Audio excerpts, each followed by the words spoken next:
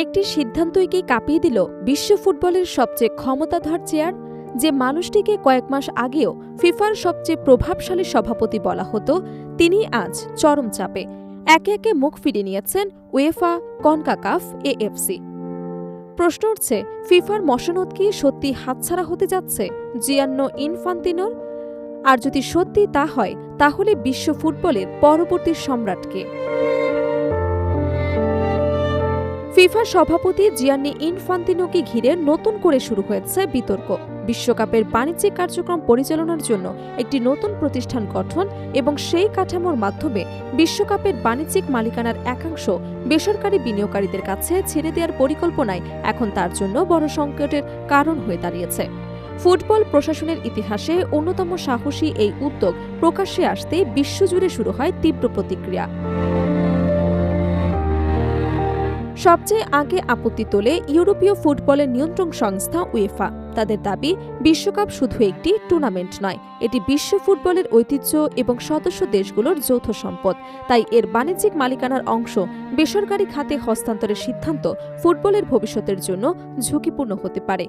উয়েফার অবস্থানের পর দ্রুত একই পথে হাঁটে উত্তর এবং মধ্য আমেরিকার ফুটবল সংস্থা কনকাকাফ।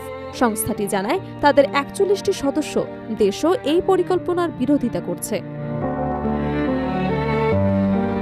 কিছুদিনের মধ্যেই এশিয়ান ফুটবল কনফেডারেশনও উয়েফা এবং কনকাকাফের অবস্থানের প্রতি সমর্থন জানায়। ফলে ফুটবলের ৩টি প্রভাবশালী মহাদেশীয় সংস্থা কার্যত একই অবস্থানে চলে আসে। বিরোধিতা যত বাড়তে থাকে, ততই চাপে পড়তে থাকে ফিফা। এক পর্যায়ে বিশ্বকাপ বয়কটের সম্ভাবনাও আলোচনায় উঠে আসে। পরিস্থিতি জটিল হয়ে উঠলে বিতর্কিত পরিকল্পনা থেকে সরে আসার সিদ্ধান্ত নেয় ফিফা। তবে ততক্ষণে ইনফান্তিনোর নেতৃত্ব নিয়ে আন্তর্জাতিক ফুটবল অঙ্গনে নতুন করে প্রশ্ন উঠতে শুরু করেছে।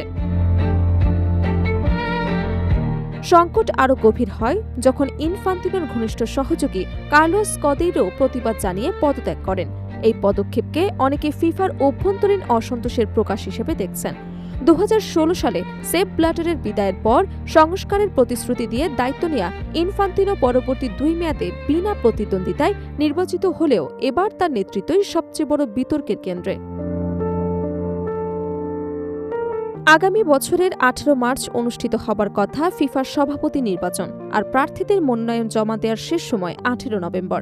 নির্বাচন ঘনিয়ে আসতে সম্ভাব্য উত্তরসূরিদের নাম নিয়ে শুরু হয়েছে আলোচনা। সম্ভাব্য প্রার্থীদের তালিকায় রয়েছেন কনকাকাফ সভাপতি ভিক্টর মন্টগোলিয়ানি। ২০২৬ বিশ্বকাপ আয়োজনের সঙ্গে তার সম্পৃক্ততা এবং প্রশাসনিক অভিজ্ঞতা তাকে শক্তিশালী প্রার্থী হিসেবে সামনে এনেছে। আলোচনায় রয়েছেন এএফসি সভাপতি শেখ সালমান বিন ইব্রাহিম আল খলিফাও।